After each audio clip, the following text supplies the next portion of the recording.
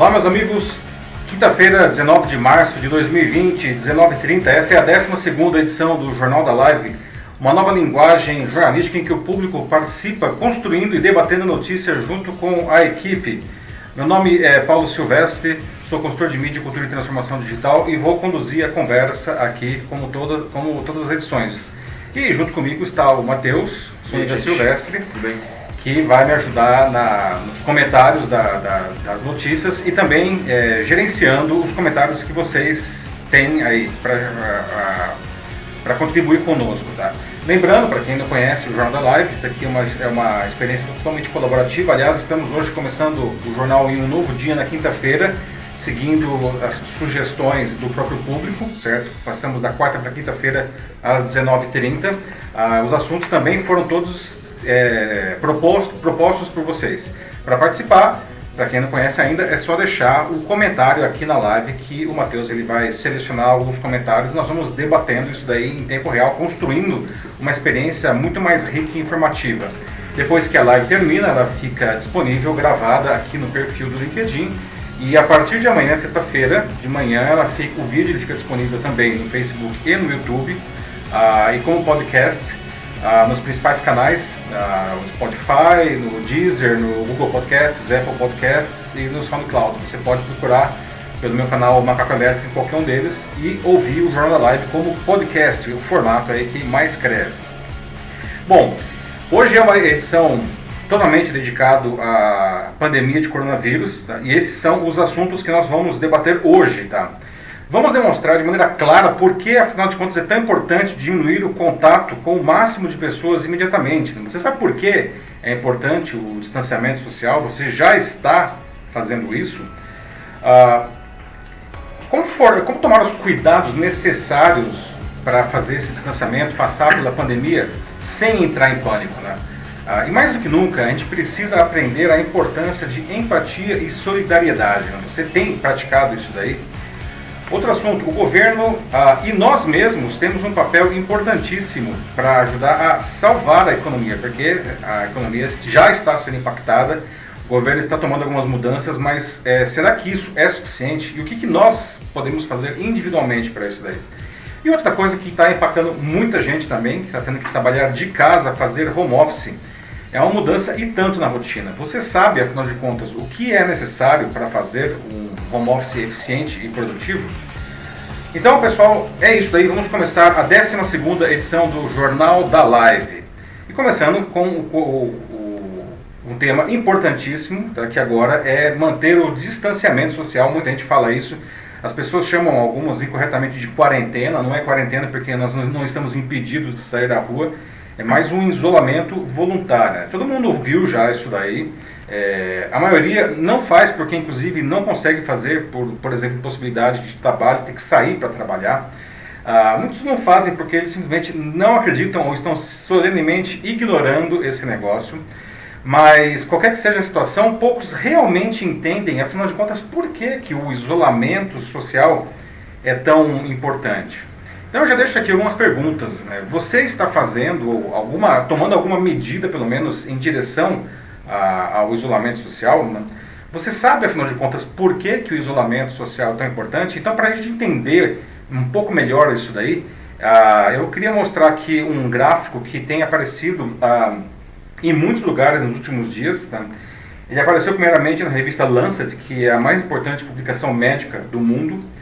E ele mostra a curva de contágio do coronavírus ao longo do tempo em duas situações. A primeira delas, em vermelho, mostra a curva de contágio em uma região, em um país, em um estado, enfim, em que não foram tomadas medidas de distanciamento social. Então, vocês podem observar que ela cresce muito rapidamente, né, com muitas pessoas infectadas em um curto espaço de tempo. A segunda curva, que está em azul, ela mostra a mesma quantidade de pessoas infectadas, isso é muito interessante observar, é a mesma quantidade de pessoas da curva vermelha, mas isso está acontecendo de uma maneira mais distribuída ao longo do tempo, né? Isso acontece porque, nesse caso, foram tomadas medidas de distanciamento social. E ainda uma terceira curva, à direita, né, que ela tem um fundo branco, que mostra o risco de a doença voltar depois de alguns meses, se as medidas forem relaxadas, né? Bom, a primeira curva, a vermelha, é o que aconteceu em Wuhan, na China, onde surgiu a epidemia no comecinho dela. Não? O governo chinês ele demorou para reagir e determinar as medidas de isolamento. E é o que está acontecendo também na Europa, em especial na Itália. Lá o governo também demorou a dar a devida importância ao coronavírus e a população também fez pouco caso no começo. Não? Mesmo depois de decretadas as medidas do governo, os italianos eles acharam que aquilo lá era férias. Não? E basicamente eles pararam de trabalhar. Né? Mas continuaram indo para todos os lugares, indo para balada, né? Encontrando muita gente. Tinha uma questão também da Itália ser um país turístico, então as pessoas continuaram passeando. Bom, resultado, muitas pessoas mesmo contaminadas em um curto espaço de tempo. E a outra coisa importantíssima nesse gráfico, que é a linha pontilhada horizontal que mostra a capacidade de atendimento do sistema de saúde. Os casos eles precisam estar abaixo dela, como acontece na curva azul. Quando se está acima, a curva vermelha no caso, né, acontece o que se vê na Itália. Pessoas estão morrendo por falta de atendimento, e é um país desenvolvido, certo? Elas estão morrendo porque não há como atendê-las, não há leitos, não há médicos, não há equipamento, não há nada, não. Ou seja, tem muita gente doente além da capacidade de atendimento do sistema de saúde. E os médicos estão tendo que decidir quem eles atendem, não que eles mandam para casa ou deixam para depois, né? Mesmo entre pacientes graves. Em outras palavras, os que estão acima da linha pontilhada, eles têm uma chance muito maior de morrer. E hoje a Itália, aliás, superou a China no total de mortos pelo coronavírus. A gente achava que a China seria insuperável, aquele número altíssimo, não? E hoje a Itália já superou a China na quantidade de mortos. Aliás, ontem ela já tinha superado os chineses na quantidade de novos casos por dia, não? Daí uma pergunta que é natural de se fazer é: qual é a curva do Brasil? A gente está mais para a curva vermelha ou para a curva azul? E acredite se quiser, a gente está mais para a curva vermelha. Tá? Mas muita gente pode dizer, poxa, mas tem tão poucos casos aqui, como que a gente pode estar na curva vermelha e não na curva azul? Não? E é aí que reside o problema, né? Um negócio chamado paradoxo da epidemia. Não? Hoje parece que está tudo bem, e aí de repente tudo fica mal. Né? E para entender melhor isso daí, eu queria trazer aqui uma simulação matemática que faz uma analogia. Tá? Para explicar, esse daí é um lago que tem vitórias régias, que ficam se reproduzindo no lago. Tá? Cada vitória régia ela gera uma nova vitória régia a cada dia. Então em 2 dias a gente tem 2, no terceiro dia a gente tem 4, no quarto dia a gente tem 8, no quinto dia a gente tem 16. Né? Até que no dia 60 o nosso lago hipotético está totalmente tomado de vitórias régias. Né? O fato é, no dia 59, só metade do lago tinha vitória régia. Né? E aí, quantos dias eram necessários para atingir 1% do lago? 54 dias. Ou seja, em apenas 6 dias, a gente passou de 1% de ocupação do lago para 100% de ocupação do lago. Né? Isso daí é um negócio dramático, né? Porque você vê que o negócio ele cresce muito rapidamente e de uma maneira que a maioria das pessoas não se dá conta. Né? Parece que tem pouca coisa, e tem pouca coisa mesmo, mas no caso da vitória régia, não, ela está duplicando a cada 2 dias. Não. Então veja, depois de 54 dias só tinha 1% do lago ocupado, né, e aí depois de 6 dias tinha 100% do lago ocupado. A contaminação do vírus ele funciona mais ou menos do mesmo jeito, tá? O que muda é a taxa de replicação, de crescimento. Né? No caso desse exemplo, a replicação era dobrar, no caso a cada dia dobrava. Né? Hoje aqui no Brasil, o coronavírus está dobrando a quantidade de casos a mais ou menos a cada 4 dias. Na Itália, ele duplica a cada 3 dias. Né? Então, o que a gente precisa fazer? A gente precisa reduzir urgentemente essa taxa de replicação. Né? Como que a gente faz isso? A gente faz isso reduzindo justamente o contato social entre as pessoas. Eu vou mostrar aqui outras simulações matemáticas que vão deixar bem claro como que esse negócio funciona. Tá? Imagine assim, é uma população de 200 pessoas que são representadas por bolinhas. Tá? As bolinhas cinzas são pessoas saudáveis, as bolinhas marrons são pessoas contaminadas e as bolinhas cor-de-rosa são pessoas que se curaram. Sempre que uma bolinha marrom ali encontra uma bolinha cinza, a pessoa fica contaminada. E depois de um tempo, ela se cura. Tá? Ninguém morre nessa doença. Tá? E a pessoa que já se curou, ela não fica doente de novo e nem passa a doença adiante. Então, primeiro aqui eu vou fazer a primeira simulação, Imagina o seguinte, tá vendo as bolinhas aí, as pessoas estão se mexendo livremente, tá? Então você pode ver que inclusive em cima, na parte do alto do gráfico, tem assim, mostrando a quantidade da população de pessoas que estão ficando doentes, e elas estão ficando muito rapidamente doentes, não? Você vê que não sobra, nesse ponto já não sobra ninguém saudável, todos estão doentes, e aí algumas pessoas começam a se curar, né? E eventualmente não vai sobrar mais nenhuma pessoa doente nesse caso, porque todas foram contagiadas efetivamente, tá? Agora tem aqui um segundo caso, que é o que aconteceu no começo em Wuhan lá. Eles forçaram uma quarentena, eles tentaram separar as pessoas que já estavam doentes. Só que o fato é que é impossível você conseguir separar as pessoas definitivamente, sempre vaza alguém. Claro que a contaminação ficou muito menor do que no caso anterior, que as pessoas se moviam livremente, mas vocês observam que, no final das contas, muita gente acaba se contaminando, tá? Não é exatamente também uma coisa muito eficiente. Isso é necessário em um caso de que o negócio tinha saído do controle originalmente, não? Como foi o caso lá de Wuhan. O terceiro caso, agora, ele demonstra justamente o distanciamento social. Nesse caso, apenas uma de cada 4 pessoas se movimentam. As outras 75% das pessoas, elas não estão se movimentando. Então vocês podem observar que o índice de contaminação é muito mais baixo, né? Inclusive o que vai acontecer é que algumas pessoas elas não vão chegar a se contaminar, ou seja, a doença ela vai desaparecer antes de toda a população ser contaminada. Isso é um cenário de distanciamento já bastante desejado, né? Agora imagine que só uma a cada 8 pessoas se movessem, que é um caso de isolamento social, distanciamento social já bem mais eficiente. Vocês observam que o grau de contaminação ele fica muito menor, não? Então, comparando esses 4 casos, fica muito claro que o distanciamento social ele é muito mais eficiente do que uma quarentena forçada, que foi o que aconteceu lá em Wuhan no começo, né? E na Itália, que é o que está acontecendo na Itália, na Espanha, as pessoas estão em quarentena, elas não podem nem sair de casa.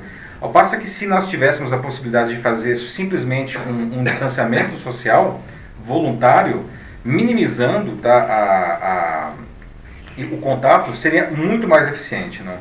Então, eu queria saber o que vocês... Bom, eu queria saber, vocês entenderem então como que funciona o mecanismo de evitar o contágio pelo distanciamento social e o que vocês já estão fazendo nesse sentido, ou vocês não estão fazendo nada, tá? E uma outra pergunta que surge também é, poxa, mas isso daí eu não posso mais sair de casa, então é um isolamento completo? E não é isso daí, porque a gente já viu lá no caso da quarentena, isso seria uma quarentena, né? E a gente viu que a quarentena não funciona, as pessoas sempre acabam escapando, né?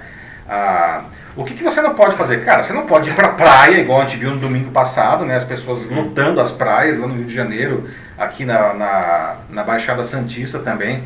A gente não pode ir pro cinema, a gente não pode ir pra igreja, a gente não pode ir pra lugar nenhum em que tenha grande aglomeração, né? Não pode, isso não pode mesmo, tá? E é desesperador ver que alguns líderes religiosos e políticos estão minimizando isso. Hoje mesmo vi uma notícia aí de um pastor super famoso que estava dizendo que as pessoas poderiam ir para a igreja, que lá era o lugar mais seguro que tinha contra o vírus. Não é, tá? Tinha 350 pessoas naquela igreja. Se tivesse uma pessoa doente ali, metade já estava contaminada. Agora sim, você pode sair da sua casa, você pode sair para fazer compras, você pode sair para... Assim, coisas que forem necessárias, inclusive para não ficar maluco, né, de ficar encerrado em casa o tempo inteiro, tomando os devidos cuidados, certo? Evitar o contato com, principalmente, grandes aglomerações. Pessoal, é isso que eu queria dizer assim, então, para explicar como que funciona isso. Então eu queria saber agora de vocês, Matheus, o que já temos aí, o pessoal já está falando do distanciamento social? Sim, bom, algumas pessoas admitindo aqui que já estão enlouquecendo com esse tempo aqui em quarentena, né? Que tá muito difícil mesmo, realmente, como você falou, ficar fechado o tempo inteiro em casa é complicadíssimo, mas enfim, tamo que tamo, né, a gente tem que continuar.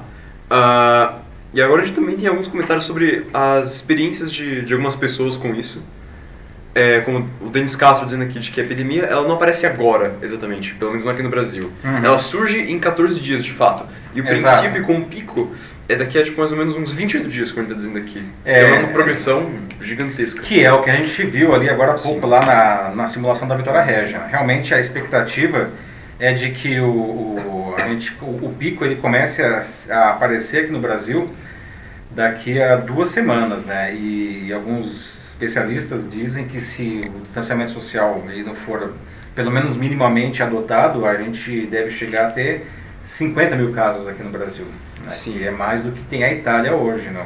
A questão é, qual vai ser a velocidade desse contágio? A gente vai ter uma curva vermelha ou uma curva azul? Se tiver uma curva vermelha, a gente está lascado. É que tá. Bom, pensando nisso, no comportamento que cada um pode adotar, a gente tem o Rodrigo Cota, que lembra um pouco disso, né? Que o principal problema são as pessoas, né? Que o nosso povo, a atitude que a gente toma.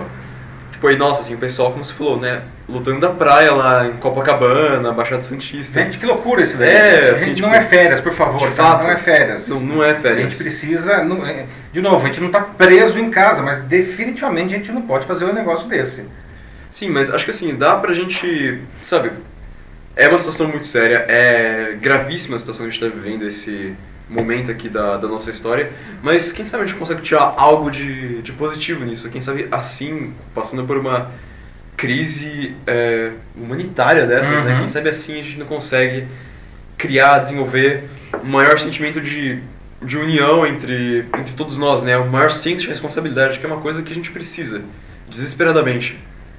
Pois é. Sempre dá para tirar alguma coisa, né? O que mais temos aí, Márcio? O pessoal está falando mais aí? Sim, a gente tem aqui a Natasha, ela mora no interior de Fortaleza, e então assim, ela fala um pouco sobre como está sendo o dia dela. Ela anda assim, protegida, ela anda usando a máscara, até porque ela tem um medo, né, de passar isso para outras pessoas, né? Ela não está infectada, mas é tudo em nome da prevenção, como eu disse. Mas eu acho que é bom levantar esse comentário, porque, Natasha, você está usando a máscara, você não disse que não está com sintomas, então você não precisa usar máscara. A recomendação do Ministério da Saúde é que a máscara acabe sendo usada só porque quem já está doente, para evitar se contaminar. Entendo que ela tem aí uma visão proativa, não? Sim, de fato. Mas realmente, assim, não precisa da máscara, até porque a máscara, inclusive, ela dura muito pouco, é só um dia, então você vai ter que descartar isso no dia seguinte, então não precisa usar máscara, de verdade, assim, é uma boa intenção, mas, sério, tá tudo bem nesse sentido, não precisa. E o que temos mais aí, Marcos? Além disso, bom, de novo o Denis Castro aqui dizendo, mais uma vez, sobre esse desafio, que na China o coronavírus, ele retorna devido às pessoas estarem retornando para a China, ou seja, tem pessoas que estão vindo agora de fora, como que pegaram o coronavírus na Europa.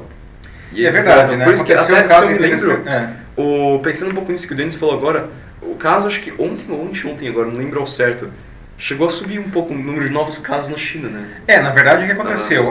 Faz 2 dias que a China não tem contaminação local, ou seja, não existe transmissão, mas está baixíssimo, né? Está na casa de 20, 30 contaminações, para um país que já teve chegou a ter milhares em um dia, não? 20 ou 30 novas contaminações é quase nada, não? E uma coisa que vale dizer é que nos últimos 2 dias as contaminações na China foram todas de pessoas que vieram de fora. Então realmente os chineses conseguiram, depois aí de 2 meses de terrível sofrimento e com isolamento, quarentena forçada e, enfim, medidas chinesas, conseguiram conter essa doença, né?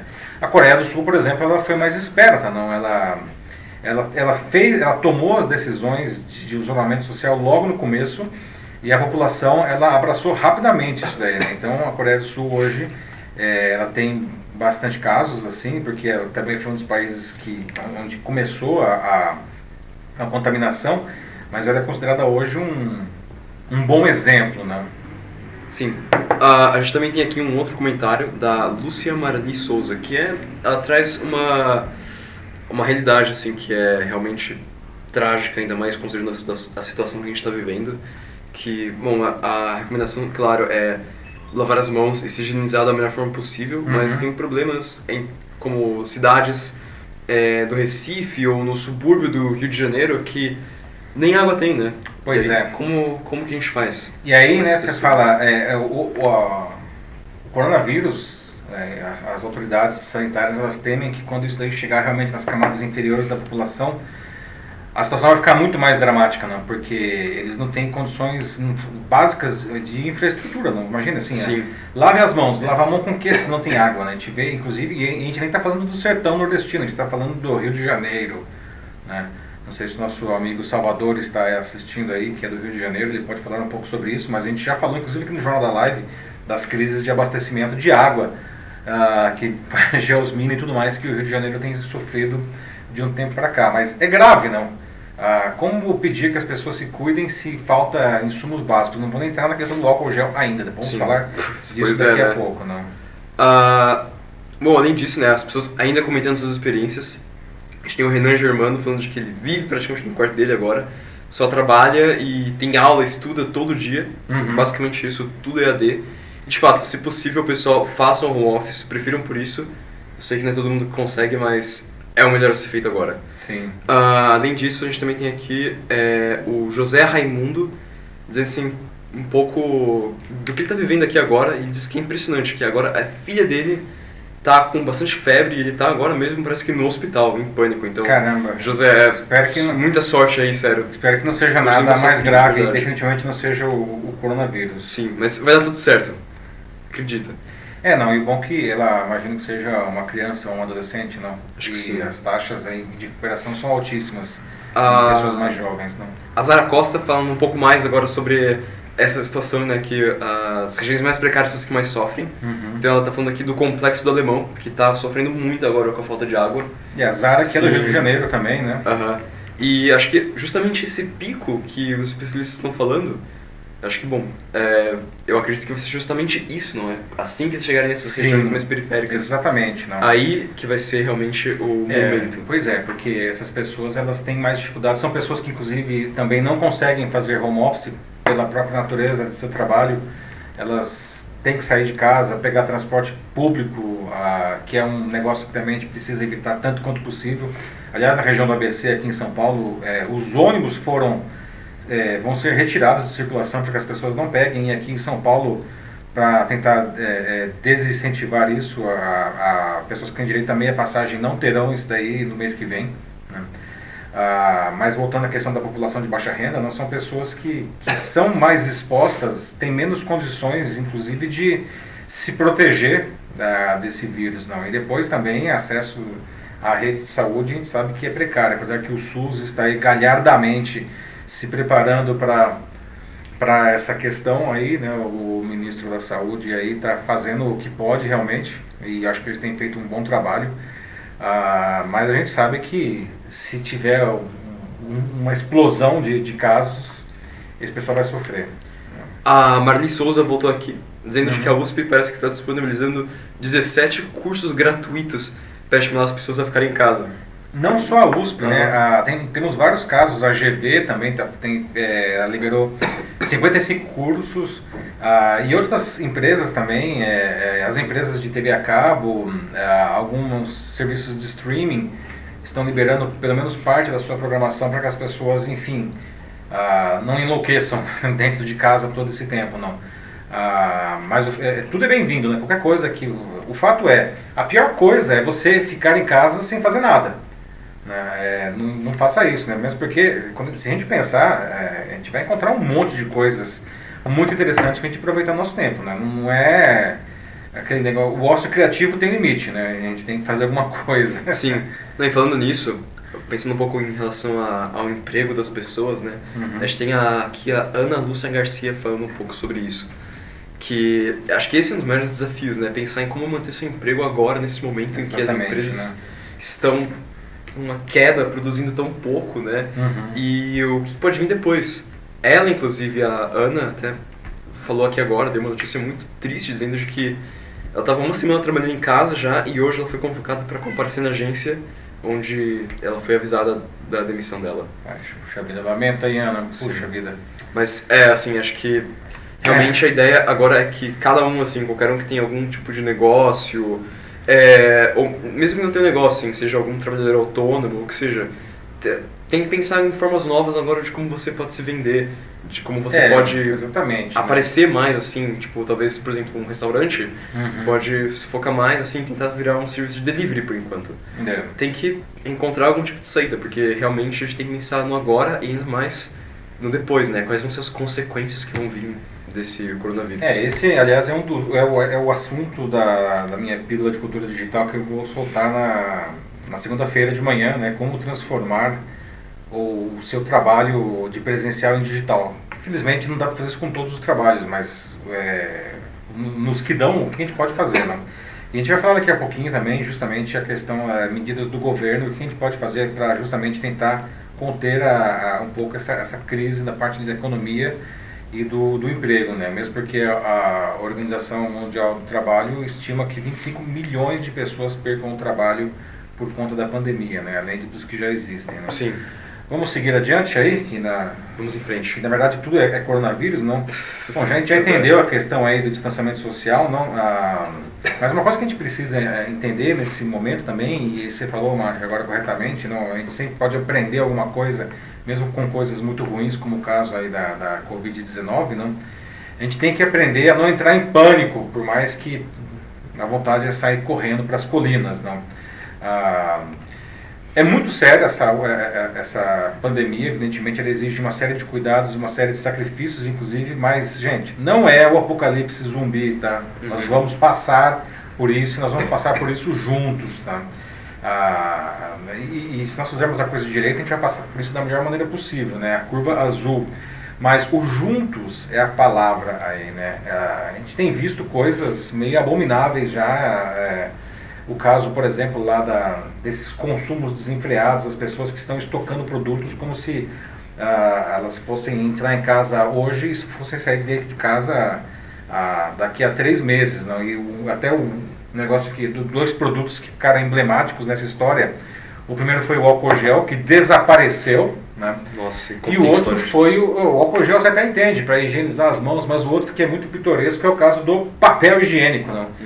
Que no mundo inteiro as pessoas estão tocando papel higiênico como se não houvesse amanhã. Eu não sei onde eu vi isso, mas até o pessoal colocou: nossa, é pandemia de coronavírus ou caganeira? É verdade, sim, porque tanto papel higiênico sumindo. É verdade, semana passada, no sábado agora, eu estava no supermercado e eu vi uma mulher levando 150 rolos de papel higiênico para casa. Eu falei, nossa, deve ser uma família de 12 pessoas com diarreia. Eu via. Nossa. Por que ela estava fazendo isso? Não? Mas eu já vi casos de pessoas comentando muito mais, não? Mas eu queria saber de vocês nesse momento, não, de crise de desabastecimento, não, o que vocês acham disso, não? O que vocês acham das pessoas que estão estocando produtos? Existe uma coisa que é ainda mais grave, não, que é ainda mais perversa, pessoas que estão comprando produtos que são gêneros de primeira necessidade para revender com grande lucro. Não? Teve um caso que ficou famoso, eu até publiquei, fiz um post no começo da semana no LinkedIn, e ele bombou, de 2 irmãos americanos que eles alugaram um caminhão, andaram 2.000 quilômetros em todas as lojas que eles viram álcool gel, eles compraram 18 mil frascos de álcool gel, eles compraram tudo que eles viram de álcool gel num caminho de 2.000 quilômetros. Qual que era a ideia? Vender depois com grande lucro na Amazon. Eles chegaram a vender frascos por $70, não? E as pessoas estavam comprando. Eles venderam 300 frascos e aí depois a Amazon percebeu e os caras foram banidos. E eles encalharam com 17.700 frascos de álcool gel. E receberam inclusive ameaça de morte, as pessoas ficaram loucas. Não? Tanto que no final das contas o que eles fizeram, eles doaram esses 17.700 frascos para a igreja e para outras instituições. Não? Eu queria saber de vocês agora, não? Como que vocês estão lidando com isso daí? Não? Vocês estão comprando produtos? Mudaram o nível de consumo de vocês? E eu gostaria de falar uma coisa que é importante aqui, não? A Associação de Supermercados, ela garante que não vai existir desabastecimento. O que nós vemos hoje faltando nas gôndolas é porque justamente as pessoas estão rapando alguns produtos e o pessoal não está conseguindo repor, tá? Não existe crise de produção e nem de distribuição, então não há porquê uma crise de desabastecimento, não? Em outras palavras, se todo mundo continuar comprando o que sempre comprou, vai continuar consumindo do mesmo jeito e não vai faltar para ninguém, não? E outra coisa, com relação ao fechamento de estabelecimentos, aqui em São Paulo a Prefeitura decretou a partir de amanhã até o dia 5 de abril o fechamento do varejo, né? Mas mesmo nesse momento, alguns estabelecimentos continuam abertos, entre eles supermercados, tudo ligado à comida continua aberto, supermercado, restaurante, lanchonete, bar, até pet shop que vende comida para os bichinhos continua aberto, tá? Farmácia, evidentemente, também continua aberta e posto de gasolina também continua aberto, né? Então eu queria saber de vocês, o que vocês acham dessa situação dantesca que a gente está vendo aí nas pessoas? Sim.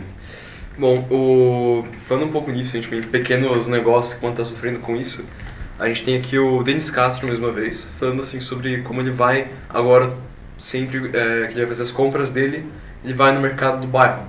Justamente o que é ali perto, assim, até nem precisa pegar o ônibus. Isso é uma coisa muito importante.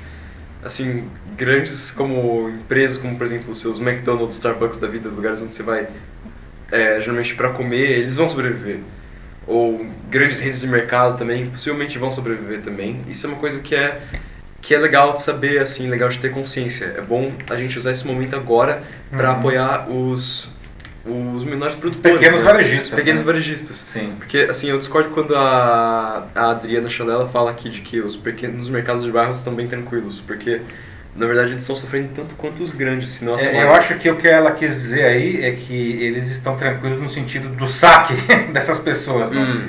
Tá. O saque ele acontece mais, ele tem acontecido mais realmente em supermercados, inclusive de classes mais altas, não? E em bairros aí de classes mais altas. Acho que é isso que ela quis dizer. Eu acho que sim. Bom, desculpa, Adriana, se eu entendi errado. Tudo bem, mas estamos debatendo. Enfim. A Lúcia está falando aqui de que o Pão de Açúcar tem limitado a quantidade de produtos básicos. Exato, Pão de Açúcar e outros supermercados realmente já, porque tá uma coisa louca, né? Então é uma questão de cidadania, gente, antes de mais nada, né? Um pouco antes a Adriana também comentou em relação ao sumiço dos papéis higiênicos, né? Nossa, o que acontece na cabeça dessas pessoas, como tá falando aqui? Medo de não limpar a bunda mais? Qual a prioridade da vida? Pois é, né? Na pior das hipóteses, cara, sério mesmo, como disse um amigo meu, Alexandre Pelais, há alguns dias num post, né? Ainda sempre existirá o chuveiro. Nossa, pelo menos isso, né? Mas, gente, não vai ter crise, ninguém vai ficar sem papel higiênico, entendeu?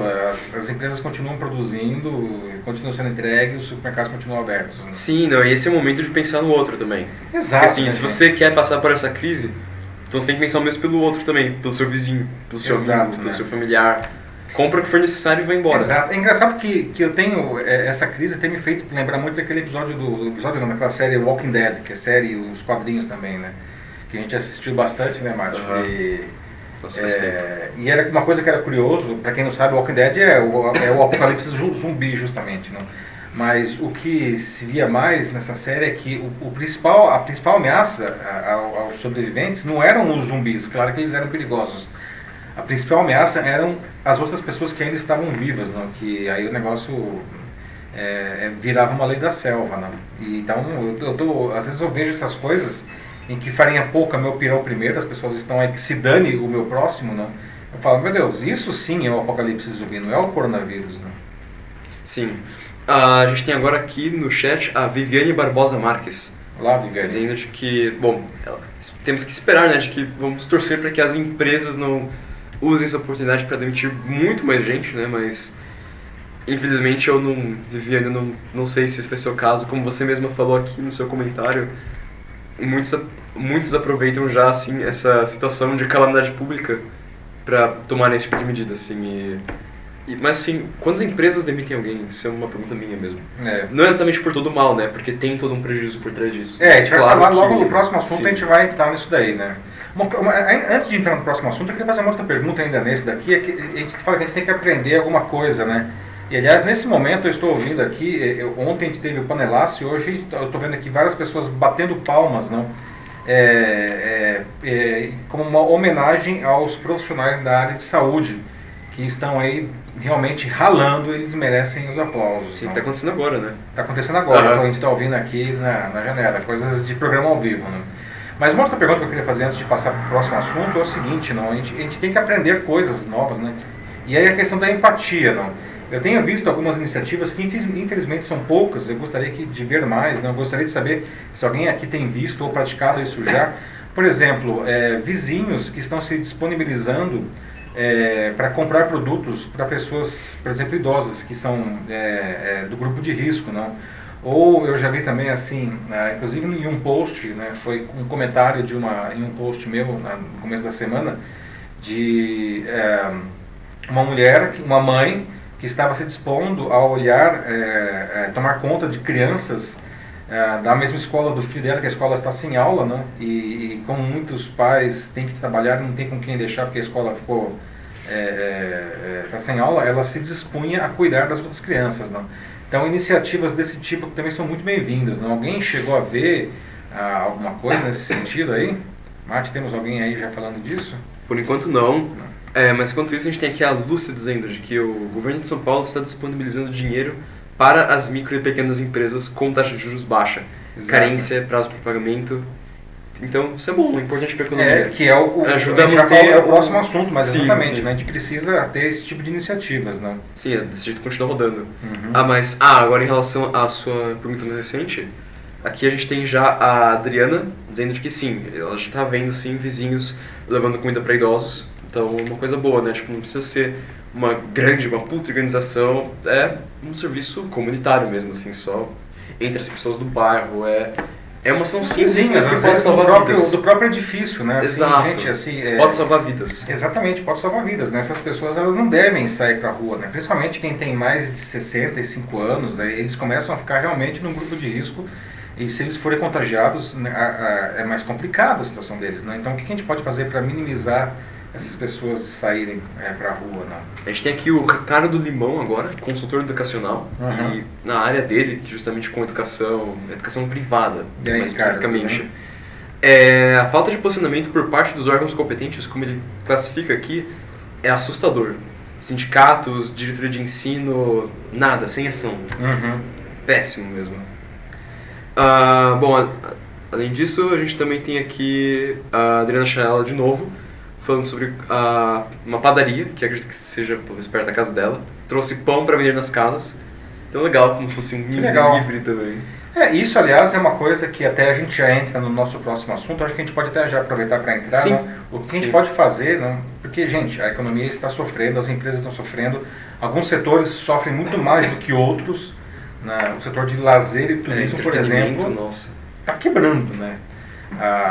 O setor primário e secundário não tem como as pessoas deixarem de ir trabalhar, porque, enfim, não tem como a fábrica fazer a produção da casa das pessoas, certo? O setor primário, agricultura, extrativismo também não tem jeito.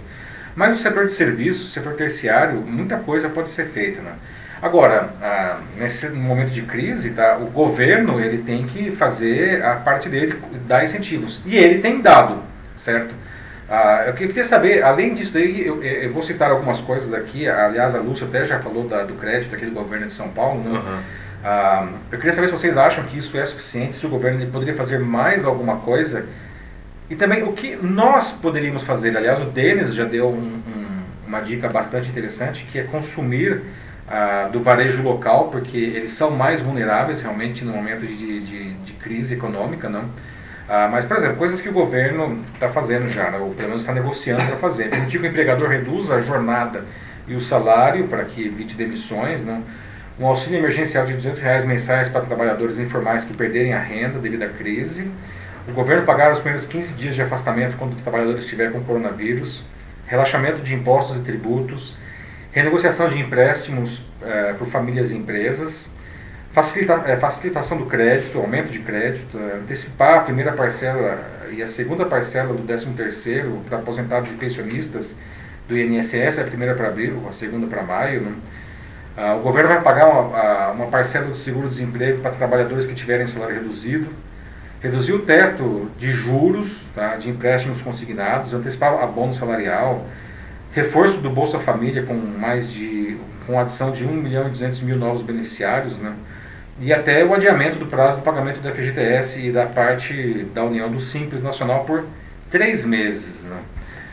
São iniciativas bem-vindas, qualquer coisa, aliás, nesse momento é bem-vinda, a situação é grave. Vocês acham que isso é suficiente? O que vocês acham que mais o governo poderia fazer diante disso daí, talvez assim para o setor que você trabalha? E o que nós individualmente poderíamos fazer para tentar minimizar essa crise que é inevitável. Temos alguém já falando aí, Márcio? Bom, por enquanto, a gente tem aqui uma pergunta do Fábio Augusto, mas também relacionada à atual pergunta, mas eu acho bom assim, responder também. Ele diz que trabalha em uma rede de aluguéis de carro. Sim. E ela ainda não foi fechada. Então ele quer saber se esse segmento no qual ele trabalha sofre e se ele entra dentro desse setor de serviços que está sendo um dos mais certamente, né? Você é um setor de serviços e vai sofrer porque, enfim, se você tem isolamento social, não, as pessoas vão sair menos de casa, elas vão alugar menos carros, não. E é o tipo de negócio que fica difícil de você fazer uma transformação. É igual o cinema, por exemplo, né? As pessoas vão parar de ir no cinema, o que o cinema pode fazer? Nada, vai fechar, certo? Então, o grande desafio para esse tipo de negócio é como sobreviver o negócio, a empresa, como ela não vai quebrar, sendo que a sua receita vai diminuir demais, ou cessar, no caso do cinema, né? E como fazer para que também os funcionários não percam o emprego, não? E aí tem que usar muito a criatividade, não?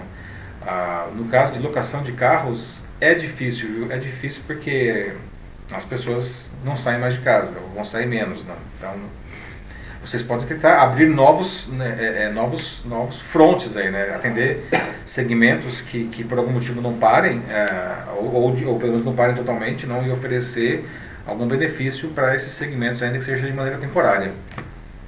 A gente tem aqui o Rafael Novak, dizendo de que ele está fazendo a compra para um grupo de idosos aqui do condomínio que ele mora. Excelente, Rafael. Então é uma excelente iniciativa, muito boa. Além de também estar levando alimentação àqueles mais carentes nas ruas. Isso é muito bom. Muito boa bom. Ação, corrente do bem sendo formada. Parabéns, é isso aí. Nós precisamos muito disso, gente. Muito mesmo. A gente tem aqui agora o Ricardo Limão, dizendo assim, que agora, mais do que nunca, a apropriação das tecnologias de comunicação e informação se faz necessária. Em relação à tecnologia, a Lúcia Marli também disse isso aqui um pouco antes. A gente tem que usar a tecnologia a nosso favor. Exato. Isso é essencial. Gente, assim, tecnologia é essencial nesse caso, né? A gente está falando de home office, que aliás é o próximo assunto, a gente vai falar de home office, não. As empresas, elas precisam usar isso daí, e outra coisa que é muito importante também, as pessoas precisam entender que serviços digitais à distância, eles podem ser tão bons ou até melhores do que serviços presenciais, né? E eu particularmente pertenço a dois segmentos que são fortemente impactados pela tecnologia, o segmento de mídia, que ela já conseguiu fazer essa transposição há bastante tempo, né? E agora ela está indo bem nisso daí, e outro que ela vem tentando fazer uma transposição há muito tempo, mas ainda existe resistência do próprio mercado, que é educação, né? O famoso EAD. Muita gente até hoje acha que cursos à distância são cursos vagabundos, molambentos, meia boca, tá? E não é verdade, não necessariamente pelo menos, né? Assim como existem cursos ruins presenciais, existem cursos ruins à distância também. Mas também existem cursos excelentes à distância. A gente precisa, como consumidores nesse caso, aprender que cursos à distância e outros serviços digitais à distância, tá? Eles podem ser bons, a gente precisa aprender e esse é um momento altamente interessante para isso, aprender que serviços à distância podem ser muito bons, valorizar os serviços que são bons à distância, tá? E consumir, porque é o que nós temos nesse momento, muita coisa vai ser à distância. E Sim. A tecnologia é crítica nisso daí, né? Eu acho que todas as faculdades também, tipo isso, faculdades e escolas que tiverem as condições de darem ensino à distância, vão fazer isso. Nesse momento a gente já vê praticamente todas, né? Todas as escolas, ou quase todas as escolas já pararam, né? Escolas desde do ensino infantil até pós-graduação, paradas, né? E isso deve se estender até facilmente metade de abril, né? Se não mais. E a gente já vê que algumas instituições mais antenadas, mais preparadas e mais inteligentes já estão oferecendo a compensação desses dias não, à distância, porque senão seria uma tragédia para o calendário escolar. Não? A gente tem aqui o Denis Castro mais uma vez, falando assim, de que o desafio com quem trabalha com serviços é como fazer para vender justamente isso agora, né? Que é o que a gente está discutindo até agora, em que as pessoas estão diminuindo os custos para ver se talvez assim elas conseguem. A esperança, aqui falando, a esperança que cria uma solução como contas de luz, telefone, água, bem como parcelamento dos mesmos e até cartão de crédito. Então, realmente, pelo que eu entendo aqui do comentário, parcelar o máximo possível. Sim. Justamente esperar um momento melhor para quem sabe a gente consiga um maior retorno, né, financeiro, para que assim a gente consiga pagar aquilo que a gente realmente precisa. A gente precisa ter relaxamentos nesse sentido, né? No próprio Estados Unidos, lá ontem o presidente lá, ele disse que, por exemplo, pessoas que não pagassem a hipoteca, elas não seriam despejadas, né? Nem a hipoteca, nem aluguel, né? Que é uma coisa que nos Estados Unidos o negócio é severo, isso daí o cara não paga, vai pra rua, e isso não vai acontecer, né? Então os governos, eles têm um papel essencial nesse tipo de coisa, inclusive para trabalhar junto com as concessionárias, por exemplo, água, luz, esgoto, comunicações, não?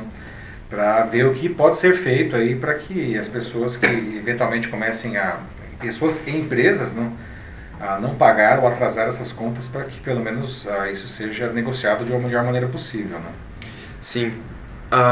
Bom, aí pensando um pouco mais na loucura de como tá essas coisas, né? É bizarro pensar, até mesmo a própria Globo parou de gravar novelas. É um negócio sem precedentes, não? Sim, a Globo está parando o seu grupo de teledramaturgia para proteger não só os artistas, mas também o corpo técnico, não? E pela primeira vez, desde que a Globo foi lançada, todas as novelas vão cessar, né? A gente vai começar a ver reprise das novelas a partir da semana que vem, né? Que é um negócio bem louco, né? A novela das 9, inclusive, vai ser interrompida no meio, né? Eles vão lançar um conceito de fim da primeira temporada e a segunda temporada, que vai voltar, sei lá por julho, agosto, assim, quando toda essa loucura tiver passado, eles precisam de 3 semanas, inclusive, para gravar os episódios antes de ir pro ar, né? O que mais? Passamos pro próximo aí? Pode ser. Vamos lá, então. Gente, nessa loucura toda, então, né, muita gente tendo que trabalhar em casa, a questão do home office. Para muita gente, como no meu caso, não, isso é uma coisa tranquila, porque a gente já faz isso daí, mas para muita gente é uma experiência totalmente nova, né? E nem sempre é uma experiência fácil, nem sempre é uma experiência agradável, e nem sempre é uma experiência produtiva, não. Eu queria saber daqui do pessoal que está nos acompanhando ao vivo, não? Vocês já estão trabalhando em casa, não? Já faziam isso? Como está sendo essa experiência, não? E o que vocês consideram legal para fazer home office, não? Aliás, isso foi o tema da Pílula de Cultura Digital que eu publiquei na semana retrasada, na segunda-feira de manhã, na semana retrasada. Né? Algumas coisas que são importantes. Não? A primeira coisa, a empresa ela precisa, evidentemente, dar todo o apoio necessário. Não? O home office ele exige uma certa disciplina, tá? Alguns esquecem que aquilo é trabalho, acham que é férias, só porque estão em casa realmente, aí o cara dorme demais, né? E acha que é uma brincadeira. Né? E como eu falei, home office não pode ser confundido com home office, que era uma piada que numa multinacional que eu trabalhei, né, que o pessoal que fazia home office foi aproveitar para dormir, né? Home office não é home office, tá? Tem que ter hora para começar e para terminar, né? Não pode ficar trabalhando eternamente também, né?